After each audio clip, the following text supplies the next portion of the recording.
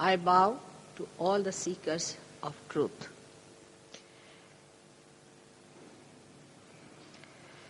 It is such a pleasure to come to this old city of Bath. The Romans who lived here are so much changed today that it's impossible to locate the Romans who lived here.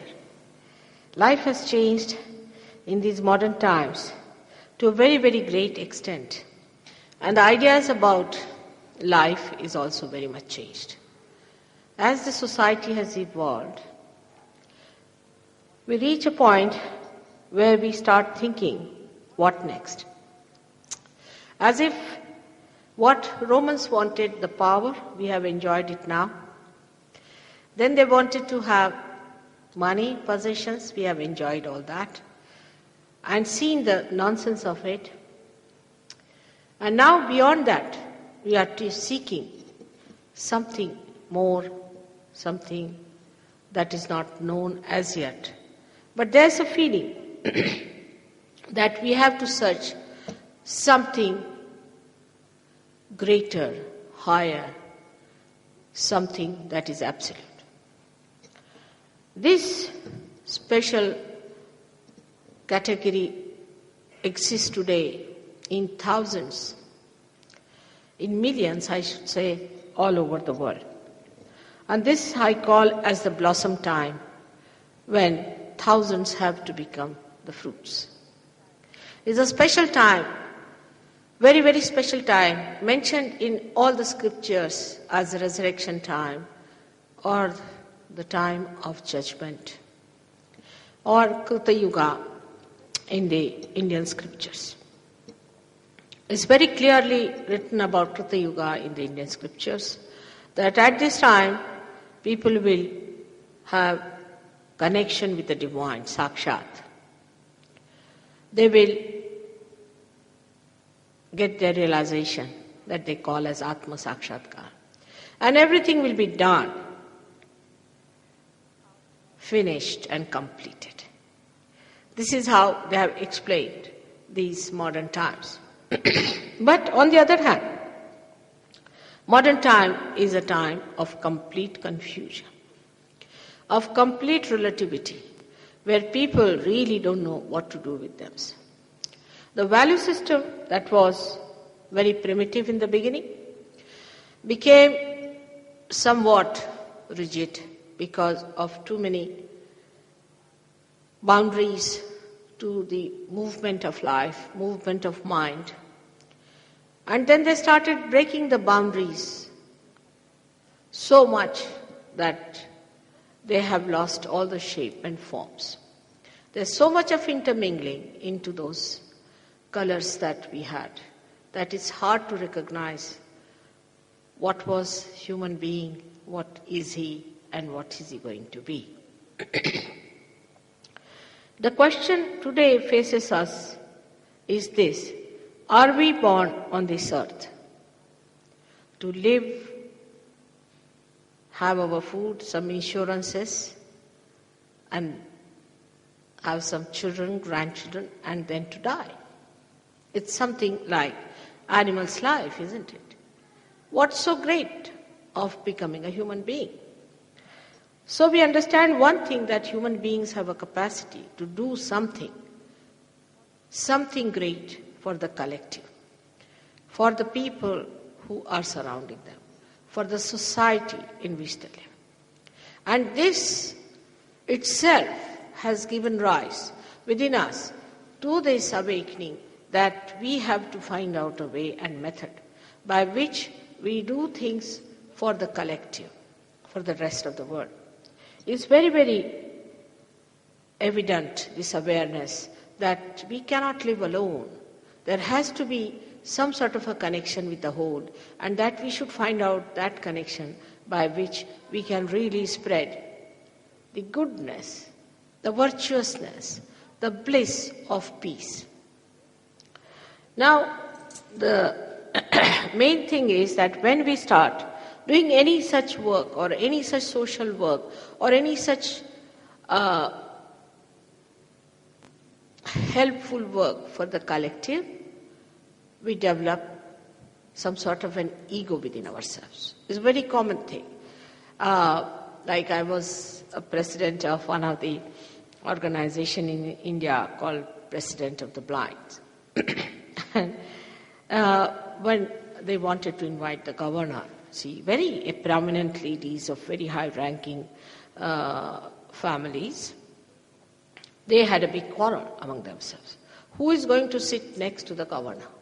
I was quite amazed at them, you see. I said, because you will be facing the blind, and blind can't see a governor from another person. And what is there to fight about this, that who is going to sit next to the governor? And it was so surprising that the fight became so severe that one could not find out any solution, so I used some humor to say, all right, what we will do, we'll put a big plank on top of the head of the governor, and some can sit like sparrows on one side and some can on the other side. And only with that kind of a humor I could neutralize their ideas. Because even when they are so educated, they are well placed in life, they are very well off people, and they want to help others because they think that we must help the poor, the people who need our money or maybe our guidance, and they come out, give their time, money and all that, and they end up so stupidly about that social work. So it amounts to this, that when we try to help anyone, actually what we do is to help ourselves. Because we can't bear it within ourselves, that's why we are trying to help another person. But the trouble is, the awareness of this is not there. And that's why people suffer from either the ego or some sort of a conditioning when they come closer to another society. Like any society, take it now. For example, I am now in British society, we can say, or English society.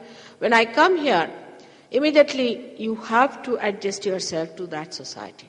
For example, I wear this red mark. So everybody will laugh at you, make fun of you. Then you'll start wondering, what is this? And you'll just rub it off, you see? Because you'll think that something funny is happening. Like in India, if you go and if you put on lipstick in the villages, people will say, what's wrong with this lady? Why is she putting on lipstick? You see, it's not supposed to put there. So then everybody will laugh and see that this is something funny she's doing.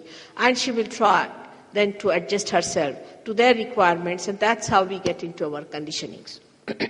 So either when you are dealing with the society, you either develop your ego or you develop your superego or your conditioning.